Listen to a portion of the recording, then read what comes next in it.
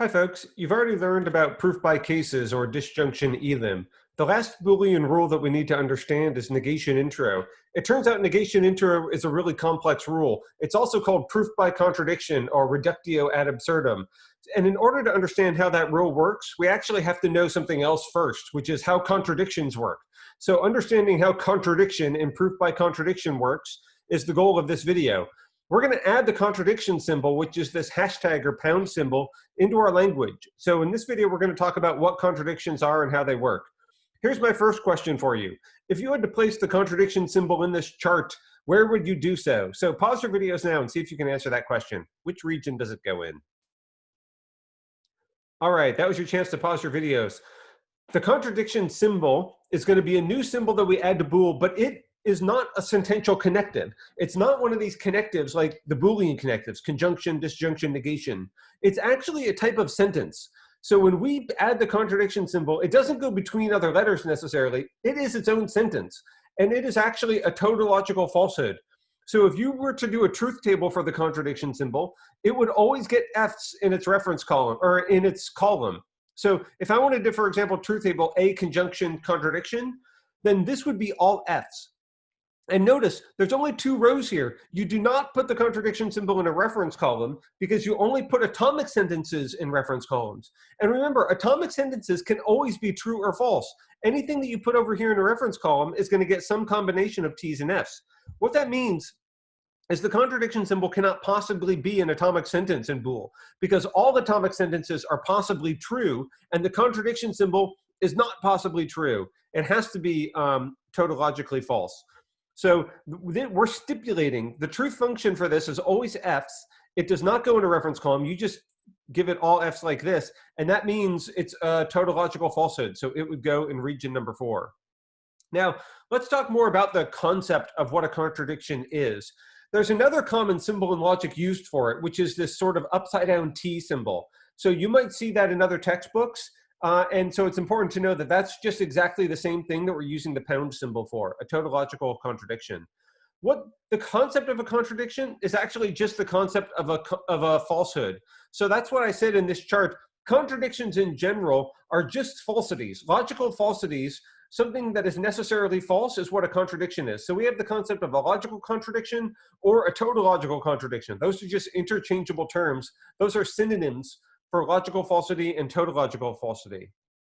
So when we say a contradiction, what we mean is a certain kind of sentence that is logically false. It's always false.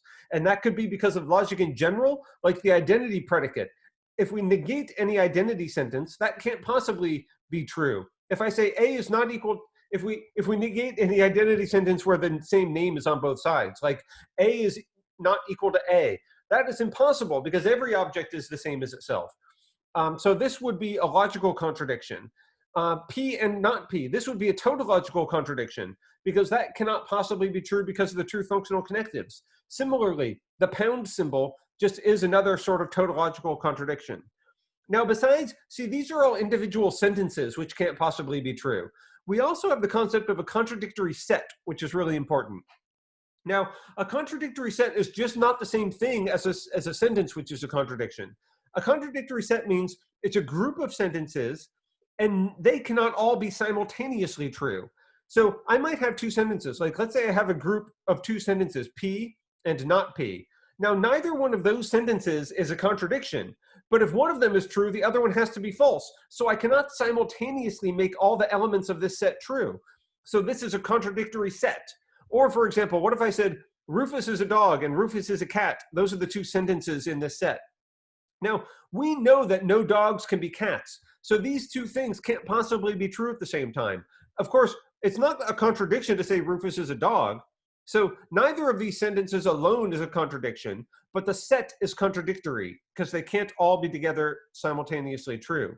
Now, you can also have sets with just one element in it. Like, look at this example over here, not A equals A. There's only one sentence in this set, and the sentence in the set is also a contradictory sentence.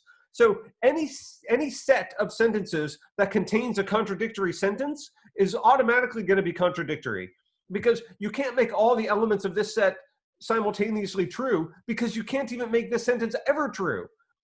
So any Any set with a contradiction in it automatically becomes a contradictory set. But that doesn't mean that every contradictory set has a contradiction in it, like these examples show you over here. Okay, let's see if you've got the concept of a contradictory set. So pause your videos. This is a whole bunch of sentences to consider. And I'm using these not as like P is not a totally random sentence. I'm using these definitions up here. So P means Pia is guilty. Q means Quinn is guilty. W means Wanda is guilty. Now, what I want you to do, consider each of these in turn and tell me which ones are contradictory sets and which ones are not. So pause your videos and see if you can figure all of this out before we go on. Okay, that was your chance. Now we're going to talk about the answers. Sentence number 1. This one is a contradictory set. Because what does it say? P says Pia is guilty, and the second element here says Pia is Wanda. Of course, if Pia is Wanda and Pia is guilty, that means Wanda is guilty. But this says Wanda is not guilty. I cannot possibly make all three of these things true at the same time, because if these two are true, this one has to be false. What that means is this is a contradictory set. So there's one example. How about the next one? Pia is Wanda, Pia is guilty, and Wanda is guilty. Well, this is fine. This is not a contradictory set. This is perfectly consistent. We can make all of those true just by making Pia guilty and make Pia and Wanda two names for the same person. So that's fine. How about the next one? P conjunction contradiction symbol. This is well formed, remember, because this is a sentence. So this does make sense. Is this a contradiction or not? The answer is yes, because this sentence alone is a contradiction.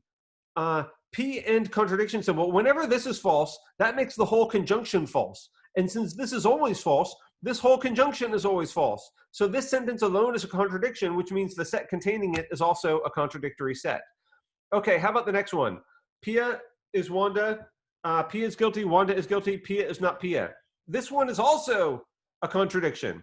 Why? It's just because of this last element over here. Pia isn't Pia. Remember, this sentence is impossible. This sentence is a contradiction, and that one contradiction makes the whole set contradictory, because we can't make this sentence ever true, which means we can't ever make true all the elements of the set simultaneously. This is the problem here. So this set is also contradictory. Okay, how about this one? P, Q, W, and only two people are guilty. This one is actually just fine, because Pia is guilty, Quinn is guilty, Wanda is guilty. Well, Pia and Wanda are the same person, maybe. So, okay, it doesn't state that. But remember, in order to be not a contradiction, it just has to be possible that these are all true. So if I do make Pia and Wanda the same person, maybe Pia, Quinn, and Wanda are all names for the same person. So there's only one person here, and that person is guilty. These could easily all be true. There's several different scenarios where we could make these all simultaneously true. Remember, in order to be not a contradictory set, in order to be consistent, there just has to be at least some scenario in which they could all be simultaneously true. All right, how about the next sentence? This one is also not contradictory. The presence of the contradiction symbol alone does not guarantee you that you have a contradiction here, because look at the disjunction. If P is ever true, and P is some atomic sentence like P is guilty, so if P could be guilty, then this disjunction is guilty. So don't just look at this pound symbol and assume the thing is contradictory. You have to imagine, is it possible for this to be true? And the answer is yes. As long as P is true, then this whole disjunction is true, and that's why this is not contradictory. But look at the next one.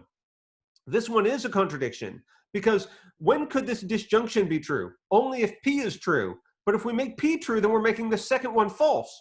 So in a sense, not P here takes out that disjunct, and the contradiction symbol takes out this other disjunct. So there's no way I could make this disjunction true and make the second thing true. So all the elements of this cannot be true at the same time. So this is also a contradictory set.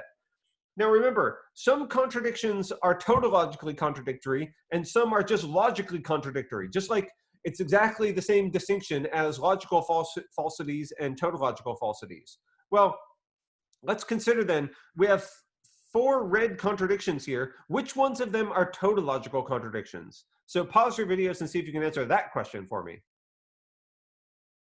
Okay, that was your last chance. 2 of them are tautological contradictions.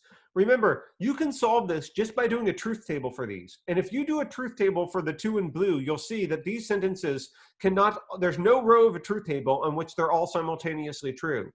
That's different for these ones in red, because if you were to do a truth table for this first one, for example, P would get a reference column, W would get a reference column, but this would just get another atomic sentence. P is Wanda. This is not a complex sentence. We cannot represent this with the Boolean connectives. It would just get another atomic sentence like R. And that means that there's a row of this truth table in which all of these are simultaneously true. The truth table can't tell us what the contradiction is arising here. See, the contradiction goes back to the identity predicate, this word is. But truth tables can't see that. That's hidden by being an atomic sentence. The exact same problem is happening with this one down here. So it's similar to the reasons why A does not equal A are logical contradictions, but not tautological ones. Well, that's what this set is, logically contradictory, but not tautologically contradictory.